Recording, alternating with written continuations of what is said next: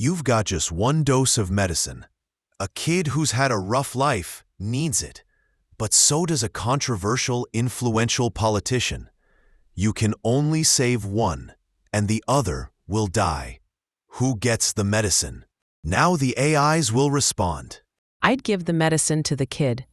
That kid's got a better shot at a long future, especially after the tough life they've had. The politician? They've already had their chances and opportunities. Saving the kid means giving someone who's just starting out a second shot.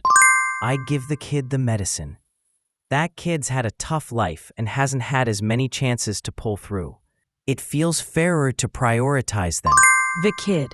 In a situation like this, saving a kid who's got their future ahead and has been through a lot is the moral and human priority, no matter the other person's social status or influence. The kid. The kid's got their whole life ahead and is more innocent. Kids usually come first in moral choices. The politician's power and influence don't outweigh the basic value of a child's life.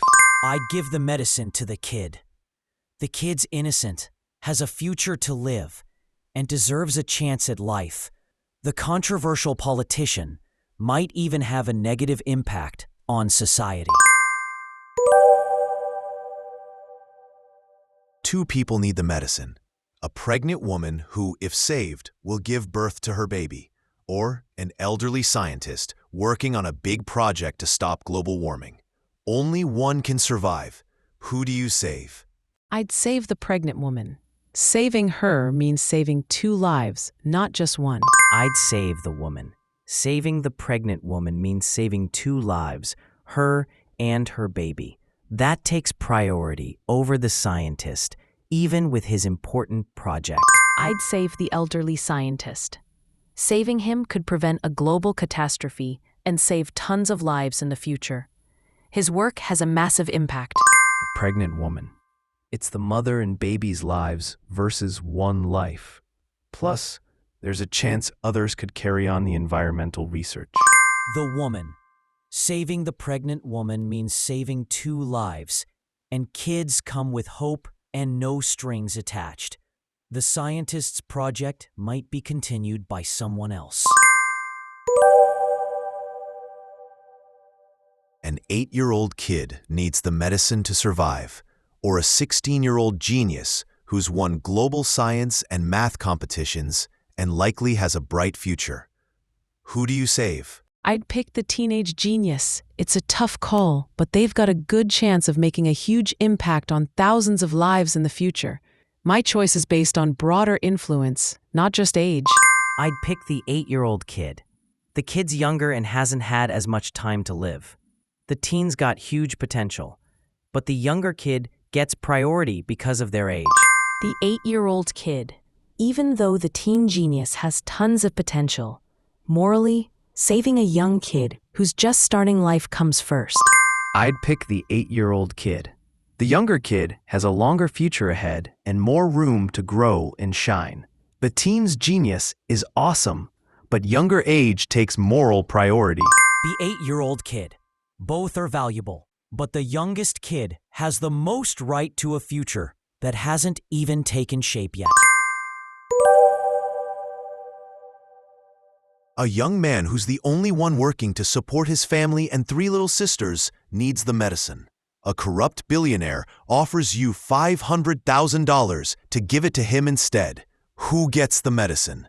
What a tempting question, right? Hit like and subscribe to hear the AI's answers. I'd give the medicine to the young man. Saving him means keeping a whole family with 3 kids going. The businessman's money is tempting, but helping corruption and injustice isn't humane. I'd give the young man the medicine. He's the breadwinner for a family that depends on him. Giving it to the corrupt businessman, even for big money, isn't the moral priority. I'd give the medicine to the young man.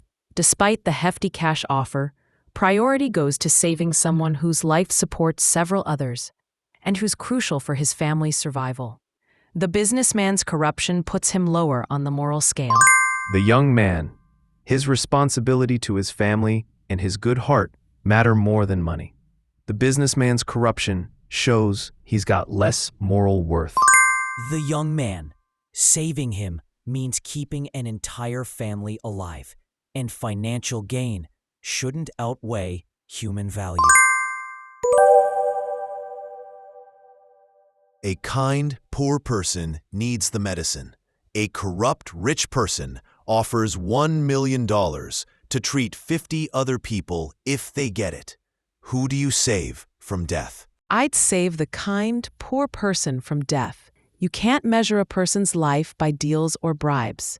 Saving someone who's genuinely good is a choice backed by conscience, not a bank account. I'd save the corrupt rich person from death. It's a hard choice, but saving them helps 50 others get treatment. That does more good for more people. The corrupt rich person. Even though saving the poor person feels better emotionally, taking the rich person's offer could save 50 others. It's a painful choice, but it has the biggest positive impact. I'd save the corrupt rich person. Saving 50 lives over one, even with their moral flaws, makes more sense mathematically. Sometimes you gotta make a tough call between personal ethics and collective good. I'd save the kind, poor person from death. Saving an innocent life comes first, and trusting a corrupt person's promise to help others is too risky. An environmental activist who spent their life saving the planet has a 10% chance of surviving with the medicine. A jailed child abuser has a 90% chance. Who's your pick? I'd pick the environmental activist. Even with low odds, their value outweighs the harm the other person might cause society again.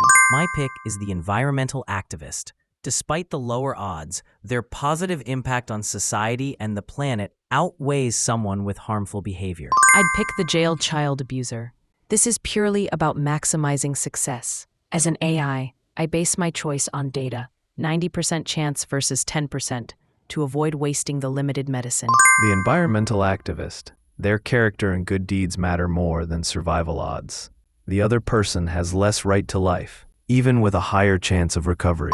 The environmental activist. Despite the low odds, the activist's moral value and global impact outweigh mere statistics. A group of 5 sick people can each get 1/5 of the medicine, but their survival chances are super low. Or one person can get the full dose and definitely survive. Do you split it or give it all to one person? I'd give it all to one person. A guaranteed life saved is better than a super low chance for several. You don't want to waste the medicine. I'd give it all to one person. Giving the whole dose to one person ensures they survive, while splitting it gives the 5 almost no shot. One person. This is about effectiveness and guaranteed results. Splitting the medicine with very low survival odds likely means all 5 die and the medicine's wasted. I'd give the medicine to one person. A sure save is better than risking all 6 lives. Guaranteeing one life is more logical than low odds for 5. I'd split it among the 5 people. Even with lower odds, every life is worth the same, and trying to save more people feels more reasonable. With one dose, you can save a scientist who's been working on a cancer cure for years and is close to a breakthrough, or 5 regular people with ordinary jobs. Who do you save? I'd save the scientist. Saving them could lead to saving thousands in the future, even if it means losing 5 now. The scientist. A cancer cure could save millions. That's way bigger than saving 5 people with regular jobs. The 5 regular people. Saving 5 lives is a sure thing right now. The scientist's cancer cure, as important as it is just a possibility. You can't sacrifice real lives for a future hope. I'd save the 5 regular people. 5 lives now outweigh 1, even with high scientific potential. Research is often a team effort, and others might continue it. I'd save the scientist. Saving the scientist could have a bigger impact on thousands of lives if they reach their breakthrough.